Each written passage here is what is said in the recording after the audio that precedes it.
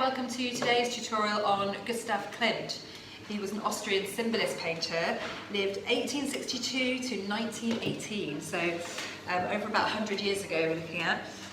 He had a really highly decorative style, so we're today going to be looking at his flower paintings, and he was primarily known for his kind of women in landscape. So we're going to look at how to create a flower image a bit like this, so quite a lot of dense colour, lots of kind of texture. We're going to use our brushes in different ways. We've got a selection of materials which we're going to run through in a second of what you need to find to do this. So, taking on board what you need today, think about the different colours, okay? We're going into the garden, so we'll need greens for a background, and then think of all the flowers that we're going to be producing, so lots of bright colours that will lay on top of that green. And then things to make a texture in your background, so whatever you've got at home, sponges or dishcloths, things like that. We've got tissue, paper, and the idea being that we are going to layer our background using lots of different textures for the garden in greens. So we're going to start off by creating a kind of almost like a wash of textures on our background. So with the greens and the blues, you could always squirt straight onto the page. You want to kind of give it a bit of a mix. So let's say I might just squirt a bit straight on as well in areas. Now I might use my tissue paper to kind of paint with, creating a bit of texture into the background. Almost kind of stamping that. And some darker colour maybe as well, some darker blue. And what's nice is taking into consideration layering, but leaving your marks. You don't want a smooth effect. You want to leave the paint, print it and leave it so you have a texture in your colour. Slightly dabbing. Probably should have got a cover down actually for this. More dark down here maybe. This is a really fun one for kind of gathering different things to create texture, so what the surface of things feels like.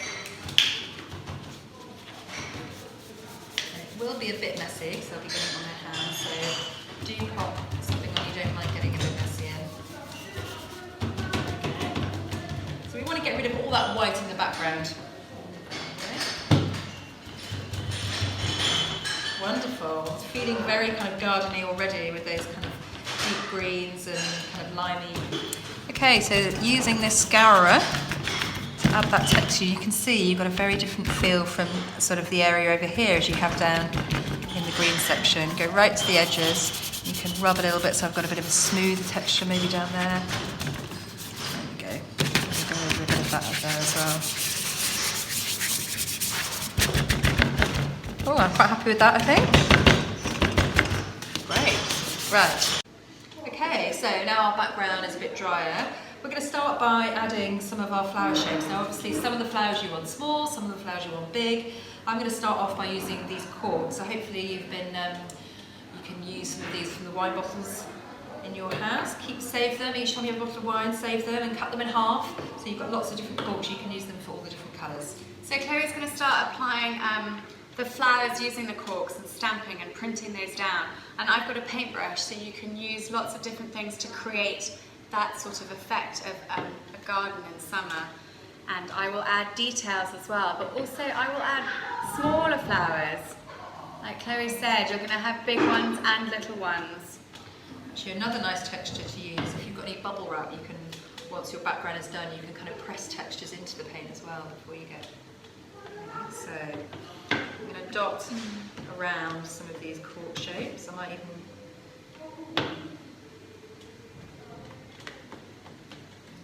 use a bit of purple now.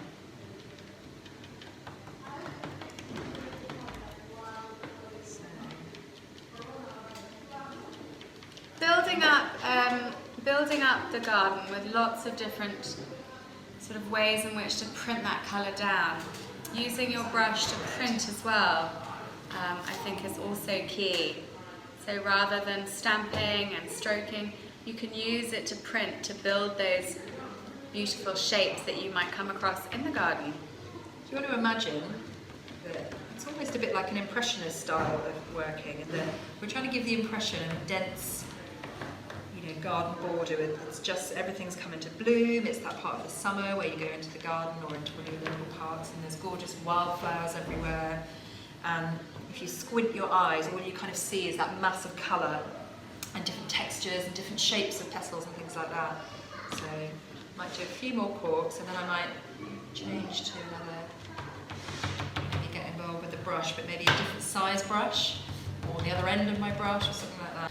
Okay, so we've got a nice sort of splash of colour in lots of different areas now. I'm going to go in with a bit more detail, so a smaller brush, and start to add in the sort of centres of the flowers. So, and a black or a dark colour is quite nice, just to kind of contrast, suddenly brings these flowers to life, because they do have centres, and we want to kind of bring that in. So even maybe a little bit of white here and there into the centre areas, and maybe even a bit of gold here and there. And don't be afraid, to leave that texture behind. It's quite nice to see. Do some little dots in the corner, in the middle of these flowers. It works really well on these little golden flowers down here. Oh, what about the centre of these daisies? Maybe I will brush off and try and get a little bit of yellow in the centres before I add my darker colour. There we go.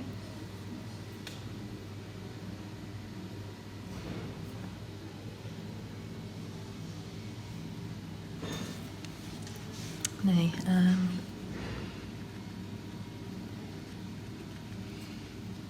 me try some.